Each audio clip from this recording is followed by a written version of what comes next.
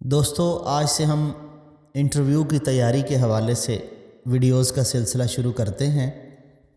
اس میں وہ سوالات آپ کی خدمت میں پیش کروں گا جو انٹرویو کے حوالے سے اہم ہو سکتے ہیں۔ اس کے علاوہ سابقہ انٹرویوز میں پوچھے گئے سوالات بھی پیش کروں گا۔ سوال ہے، فارسی کے ریختہ گو شاعر سراج الدین علی خان آرزو کا خطاب کیا تھا اور انہوں نے ریختہ یعنی اردو میں کتنے اشعار کہے؟ یہ لفظ ریختہ بولا جاتا ہے، اس کا درست تلفظ ہے ریختہ۔ خان آرزو کا خطاب تھا استعداد خان اور انہوں نے اردو میں کل 27 اشعار کہے۔ میر تقی میر نے کل کتنی مثنویاں لکھیں اور ان کے موضوعات کیا ہیں؟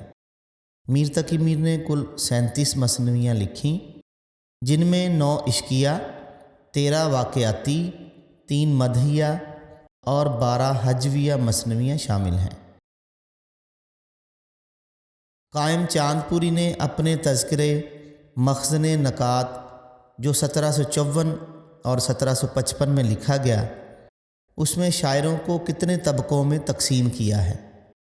قائم چاند پوری نے شعراء کو 3 طبقوں میں تقسیم کیا ہے: متقدمین، متوسطین اور متاخرین، لیکن ان کی اس تقسیم میں شعراء کی ترتیب حروف تہجی کے اعتبار سے نہیں تھی، جبکہ میر حسن نے اپنا تذکرہ شعراء اردو جو 1778 میں لکھا، ان کی طبقاتی تقسیم تو قائم چاند پوری ہی کے تذکرے کے مطابق تھی، لیکن انہوں نے ہر طبقے کے شعراء کو حروف تہجی کے اعتبار سے ترتیب دیا۔